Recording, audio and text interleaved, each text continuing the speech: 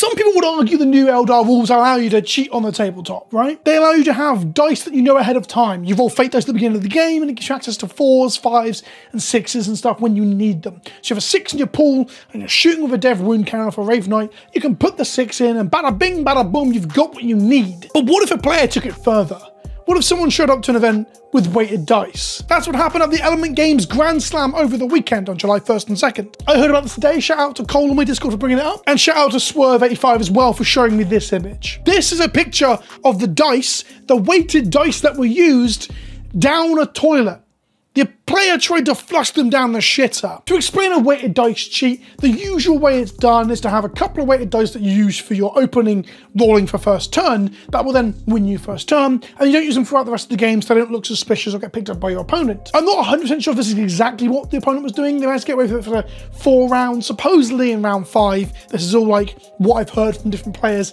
Around round 5 it was spotted when they rolled a 6, their opponent rolled a 6, they rolled again and got another 6 and it looked a bit suspicious. So even for first turn it can look suspicious. I guess the other thing you could do with weighted dice in factions like Sisters and Eldari is only roll them for your special faction dice. So beginning of game or beginning of turn, you roll for Miracle dice or Strands dice, or Strands for Eldar, Miracles for Sisters, and get your 6s off your weighted dice. And you put them up on a side somewhere on the side of the table and never get touched by your opponent and thus never get noticed to be weighted. Either way, this player was noticed. And the reason they were doing this, by the way, is because if you get turn 1 with a towering unit like Wraith Knights with some good Strands dice, you just get to wipe things off the table because terrain can't stop you when you're towering in 10th edition. 40k has always had a problem with first turns, or a first turn problem. Absolutely. That gets exaggerated to an extreme degree when we have units that ignore terrain, so you just can't hide for the first turn. And then cheating exaggerates it even further. So off to the bathroom they went and they tried to flush them so the TO couldn't find them.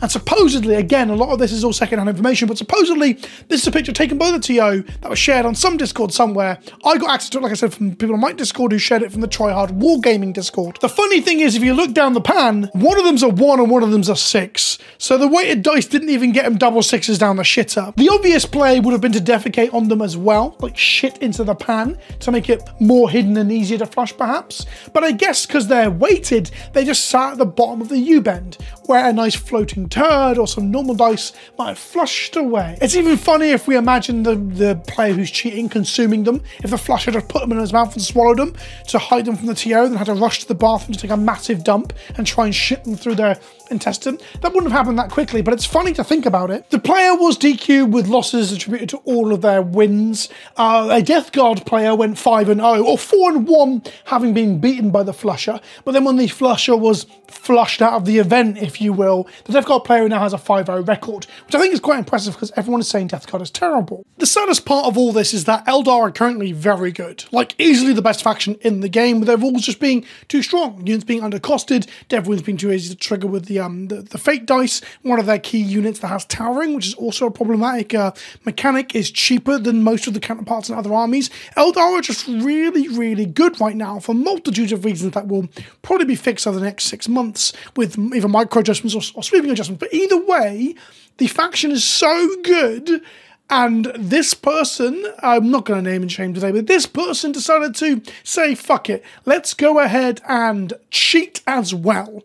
Let's take the best faction in the game that is imbalanced, and I'm going to cheat on top of that because I'm a dickhead. But I thought I would share it because the idea of playing cheating dice to then cheat on either your fate dice or in this case getting first turn is very funny and lame and should be mocked. It's pretty dumb to cheat at toys and games in general, but it's even funny to then try and flush them down the toilet in shame to try and hide them from the tournament organizer. A picture of weighted dice at the bottom of a U-bend is infinitely funny. This is one of the greatest things to happen to competitive 40k in the history of the game. If you're watching this and you're more of a casual player, never want to play in tournaments and this sort of stuff scares you, don't worry. This is a rare occasion. There are dickheads out there like this person, and they are just that. Dickheads. But there's dickheads at your local store playing casual events too. There's dickheads everywhere. The vast majority of players aren't dickheads though. I have a lot of faith in the general community of going to tournaments and events in the south of England and around England. I've had huge amounts of fun. Honestly, I've played, I don't know, must be upwards of 40 rounds of competitive Warhammer over the last 2 years or whatever, and tons on